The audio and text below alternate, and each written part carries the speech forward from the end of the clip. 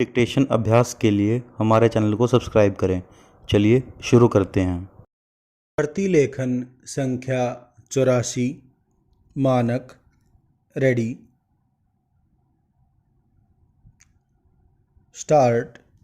उपाध्यक्ष महोदय, प्रस्तावित स्वैच्छिक समान नागरिक संहिता से संबंधित विधेयक लगभग तैयार है और सरकार बजट अधिवेशन के दौरान इसे संसद में पेश करना चाहती है। पूर्णविराम।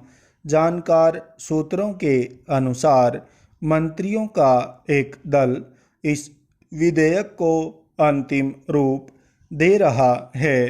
पूर्णविराम। इसमें विवाह, तलाक, गुजारा भत्ता, बच्चों को संरक्षण और उत्तराधिकार से संबंधित निजी कानून को शामिल किया जाएगा। पूर्णविराम।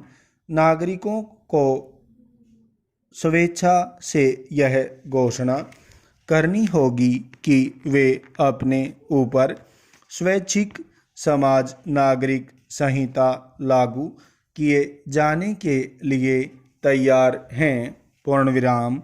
यह विधेयक केवल उन लोगों पर लागू होगा जो नागरिक विवाह के लिए समान कानून के पक्ष में हैं। पूर्णविराम।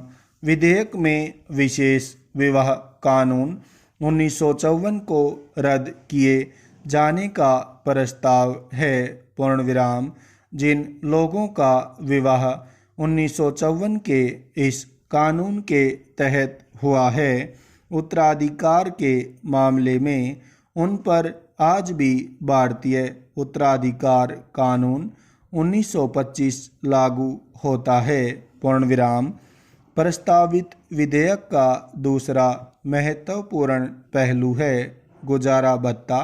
पूर्णविराम। विधेयक की एक उपधारा में कहा गया है कि पत्नी को उसके पूरे जीवन काल तक पति से अलग रहते हुए भी उससे गुजारा भत्ता मिलेगा। पूर्णविराम। पत्नी को अलग रहने का अधिकार ऐसी स्थिति में होगा जब पति ने उसे छोड़ दिया हो, उसके साथ निर्दयता का व्यवहार किया हो, पति को कोई खतरनाक बीमारी हो या अलग रहने का कोई अन्य उचित कारण हो। पूर्णविराम। यह प्रावधान भी किया गया है कि किसी महिला को उसके पति की मृत्यु के बाद अपने ससुर, लड़के अथवा लड़की से गुजारा भत्ता मिलेगा। पूर्णविराम। सूत्रों के अनुसार विशेष विवाह का कानून 1954 के तहत हुए विवादों को छोड़कर यह विधेयक लागू होने से पहले और बाद में हुए अन्य किसी भी विवाह को इसी विश्लेषण के तहत पंजीकृत किया जा सकता है। पूर्णविराम। वैवाहिक अधिकारों की बहाली और कानूनी तौर पर अलग रहने के अधिकार के लिए भी व्यापक प्रावधान किए गए हैं। पूर्णविराम। इस विधेयक के तहत विवाह करने वालों और उनकी संतानों और संपत्ति के उत्तराधिकार के मामले में भारतीय उत्तराधिकार कानून 1925 लागू होगा। पूर्णविराम।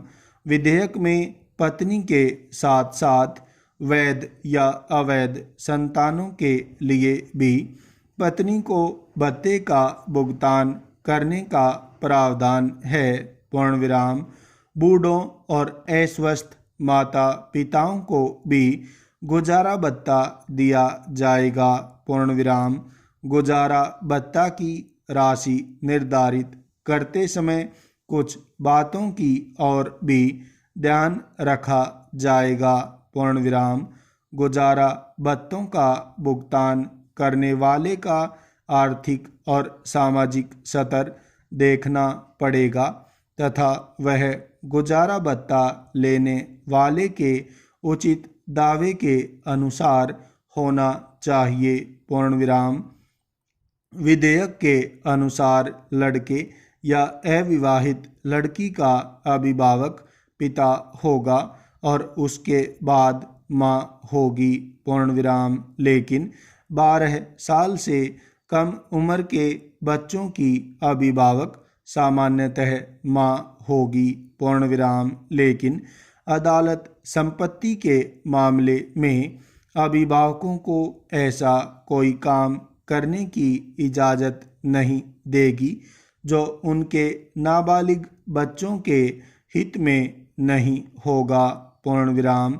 अदालत किसी व्यक्ति को किसी नाबालिग का अभिभावक बनाते समय उस नाबालिग के कल्याण का सबसे ज़्यादा ध्यान रखेगी। पूर्ण विराम। इस विधेयक के तहत विवाह प्रमाण पुस्तिका भी रखी जाएगी और उसमें लिखे बयान दूसरी शादी की स्थिति में साक्षी माने जाएंगे। पूर्ण विराम। इस विधेयक के तहत बनाए जाने वाले कानूनों में विवाह कराने वाले अधिकारी के अधिकार और कर्तव्य निर्धारित किए जाएंगे। पूर्ण विराम। इसमें लिखा होगा कि अधिकारी किस ढंग से पूछताछ और जांच करेंगे, कितनी फीस वसूल की जाएगी, किस प्रकार सार्वजनिक नोटिस दिया जाएगा, इत्यादि इत्यादि। पूर्ण विराम। मेरे विचार में यह विधेयक काफ़ी असरदार सिद्ध होगा। पूर्ण विराम। आजकल बहुत से झगड़े स्त्रियों को गुजारा भत्ता देने के संबंध में कई सालों से चलते आ रहे हैं तथा उनका निपटारा नहीं हो रहा है। पूर्ण विराम।